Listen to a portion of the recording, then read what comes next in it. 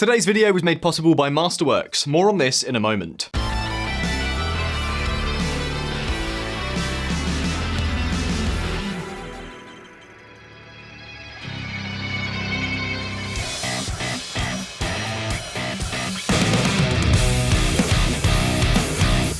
Finland is a country famous for having the highest concentration of heavy metal bands per capita in the world. Nope, I didn't make this up. Someone on the internet did a study with a map included. But let's focus on today's topic, because as you can imagine, today we're not talking about Finland because of metal. I wish we were. In recent weeks, both Sweden and Finland have been all over the media for this reason.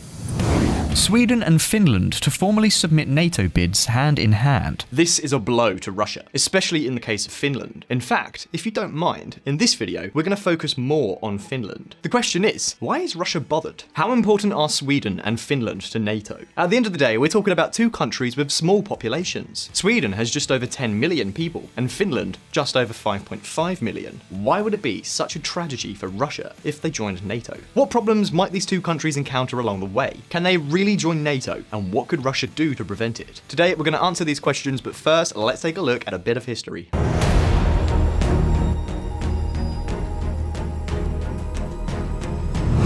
History repeats itself.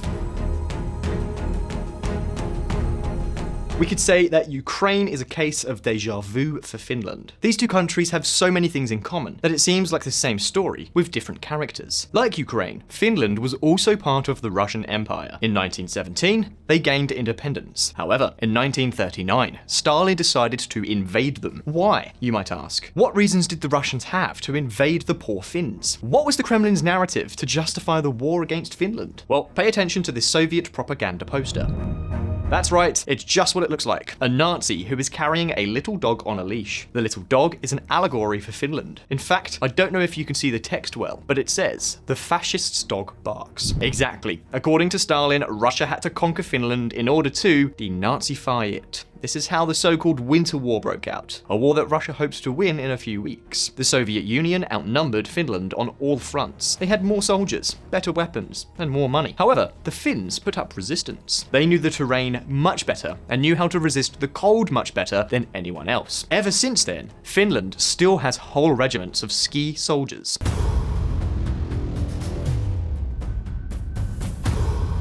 It was in this war that legends such as Simo Häyhä, better known as the White Death, were forged. He was the deadliest sniper in history, racking up 505 confirmed kills. After 100 days of war in the most extreme conditions you can imagine, Russia withdrew.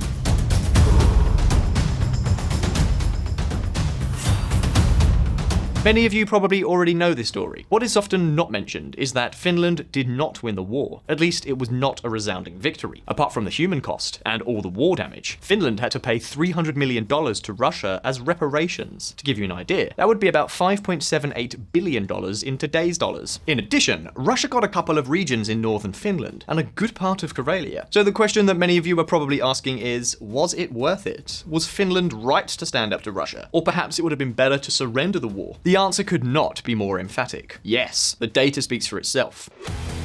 As of today, Finns enjoy a GDP per capita of $49,000. In the Republic of Karelia, it is less than $7,170. Life expectancy? In Finland, it is 81 years. In Russia, it is 73. Inequality? Finland is one of the most egalitarian countries in the world, with a Gini coefficient of 27.7. Russia, on the other hand, is far more unequal, with a Gini coefficient of 35.3. In other words, no matter which indicator we look at, Finland is among the higher rankings, and Russia among the lowest. No doubt these poor Karelians on the border with Finland are wondering every day why their ancestors did not get the border moved a little further to the east. In fact, the Republic of Karelia is one of the regions with the least support for Putin's party, although that matters little in Russian democracy. In other words, there are few examples where a border makes such a big difference in the lives of citizens. But now the question you all may be wondering is, why is it so important for Finland and Sweden to join NATO? What do they bring to the alliance? Is it just a symbolic move, or is there more to it? Well, we're now going going to look at that right now. But before we continue, let me talk to you about a company that may change your perception of investing realities: Masterworks. Celebrities, political leaders, and titans of industry, now more than ever, they are putting their money towards one thing in particular: fine art. You see, the S&P 500 is down 17% from its annual high, and the 10-year treasury continues to slip. Yet the art market has shown resilience. In fact, in May 2022, the auction houses saw record high prices. Christie's sold $831,261,500 worth of art in just 7 days, and Sotheby's Maclo sale achieved a record total sale of $922 million. The global head of Citi Private Bank Art Advisory and Finance said that the Maclo sale has showed that there was still plenty of demand for works by museum-validated names. That's because more than just serving as decoration for mansions, fine art can be an amazing way to protect wealth and possibly earn a handsome return on investment. So we weren't surprised to learn that 85% of wealth managers recommend it as part of a portfolio, according to Deloitte. And with a new multimillionaire made every 17 minutes in 2021, the demand for high-end pieces keeps rising. This means the already limited supply of fine art could skyrocket in value. So how can we position ourselves to take advantage of this boom without needing millions for a painting? Well, with Masterworks, you can get high-value art into your portfolio for a fraction of the full cost, because you're investing an amount you choose into shares in a painting instead of millions for the full piece. We think this is a revolutionary idea, and seeing as all the paintings they've sold so far have returned over 30% net of fees to members, the value is just incredible. Of course, past performance is no guarantee of future results. If you want to check them out, click the link in the description for priority access that allows you to skip their waiting list.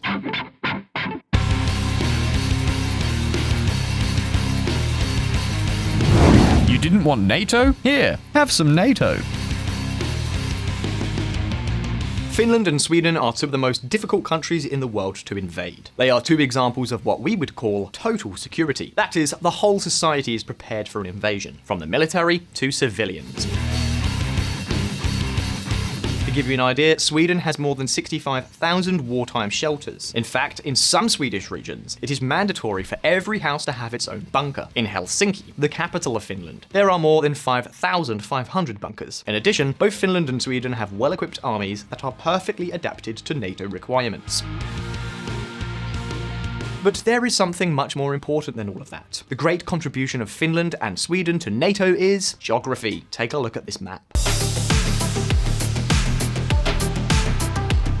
Here you can see the Baltic Sea. Finland, Sweden, and Estonia control the entire Russian pathway to the Baltic from St. Petersburg. Estonia is already a member of NATO. If Finland joins, NATO could block the traffic of all Russian ships leaving St. Petersburg. And you will say, okay, but Russia still has access to the Baltic, Kaliningrad. But hold on a minute, because right in front of Kaliningrad is Sweden, which is also about to join NATO. Sweden also has this island you see here, the island of Gotland. Until months ago, this island was demilitarized, but Sweden has now sent in troops. And from there, it can control this whole area of the Baltic Sea. Russia wanted to avoid having NATO on its border. Now it's going to be surrounded by NATO at the only point where they could access the Atlantic. If they want to put a submarine with nuclear warheads in service, for example, it is almost impossible not to be detected by radar. Remember that all NATO armies share information. And I know what many of you are thinking. Is the Baltic Sea really that important for Russia? Technically, they also have access to the Black Sea. The Black Sea is also a tense one. Look at this other map. If you look, you will see that the only exit from the Black Sea to the Mediterranean Sea is the Bosphorus Strait, which is in Turkey. And yes, Turkey is also a NATO member. In other words, Russia could be about to lose control of all of its access points to the sea, at least on the Western Front. But not only that. Take a look at this third map. This ledge you see on the Russian side is the Kola Peninsula. This is estimated to be the area with the most nuclear silos in the world. This is where Russia is likely to have almost all of its nuclear warheads and aviation bases. According to Caspian Report, all these military bases are connected by a single railroad line. I'm not kidding. That means that most of Russia's nuclear arsenal would be connected by a single rail line. All it would take is one well-orchestrated attack, and all the logistics lines feeding this nuclear arsenal would collapse. So far, none of this has been a problem for Russia, Russia. The only ones who could possibly sabotage that railroad line would be the Finns. But Finland was not in NATO and remained neutral. All this is about to change, so you can imagine what this means for Russia. Side note, of course this does not mean that Russia would lose all of its nuclear bombs, but it is clear that it would be more difficult for Russia to draw on its entire nuclear arsenal. In other words, Finland joining NATO is something Russia cannot afford to happen. The question is, what can they do to prevent it? Right now, we're gonna see.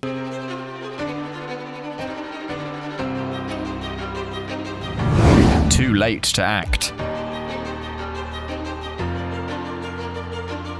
How many times have you heard about NATO expansion? According to Russian propaganda, NATO is like an oil slick taking over new countries. As we are seeing in this case, it is not NATO that is expanding. It is the countries that feel threatened by Russia that are seeking protection. However, joining NATO is not an automatic process. From the time a country applies for membership until it finally enters, there is a period where it is particularly weak. Think about it. Once Sweden and Finland join NATO, Russia would not be able to attack them. It would be an attack against NATO as a whole. However, until that happens, Russia could launch small attacks without NATO being forced to respond. That explains threats like this.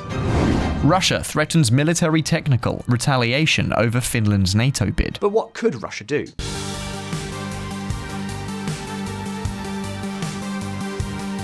In principle, they could launch cruise missiles at certain strategic sites in Finland. They could destroy power plants, communication towers, and collapse the whole economy. Without NATO support, Finland would not be able to respond. Or maybe it would. Listen up. UK strikes new security agreement with Sweden and Finland. That's right, Boris Johnson has been quicker than NATO itself. Before the other member countries decide whether to accept Finland and Sweden, the UK has already pledged military cooperation. That means that if Moscow attacks, London responds. I remember that the UK does have nuclear weapons, but not only that. After the UK's move, other countries have followed suit. Next came Poland, and then the United States. The window of opportunity for Russia has already closed.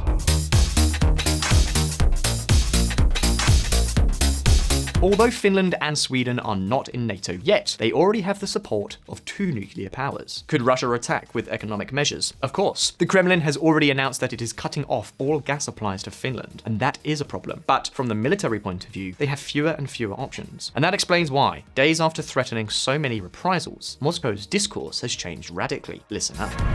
Russian Foreign Affairs Minister Sergei Lavrov says Finland, Sweden joining NATO makes no big difference. That's right, it doesn't make a big difference. And I know what you're thinking. So if Russia can't do anything, it's only a matter of time before Finland joins NATO, right? Is it possible for anything to go wrong? Well, we're going to take a look at that right now.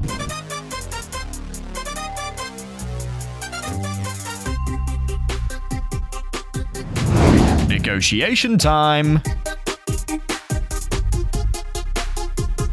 In principle, NATO has an open door policy. In other words, Finland and Sweden could join without any problems. The problem is that all the member countries have to accept it, unanimously. And which countries would want to veto the entry of Sweden and Finland into NATO? Well, mainly two, Hungary and Turkey. Particularly Turkey. Check it out.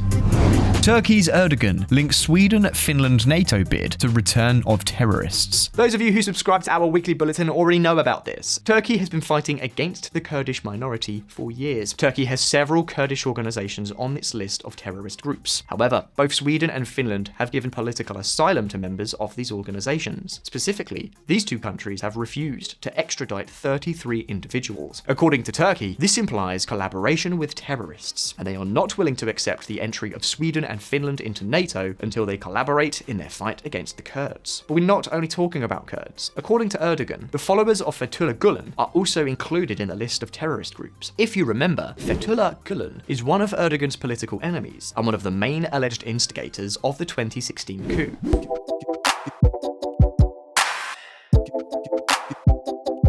The question is this really the only reason? Well, most probably not. We've told you several times on VisualPolitik, Turkey is the bad boy of NATO, and that means the United States has vetoed them from buying many weapons. For example, Turkey cannot buy F-35s. However, they can now use their veto power to renegotiate, and so far, it's paying off. Check it out. Turkey confirms UK lifted embargo on defence exports. So that's it, you'll say. NATO will go back to selling arms to Turkey as if nothing had happened. In return, Turkey will accept Sweden and Finland. Issue resolved, right? Well, it's not that simple. Once again, Turkey is NATO's problem child. Why? Well, Among many other things, because of its eternal animosity towards another NATO member, Greece, it is very likely that Greece will not be very happy if its main antagonist, once again, has access to the United States' state-of-the-art military arsenal. To what extent could Hungary veto this new NATO expansion? Will it really be possible to resolve all these differences?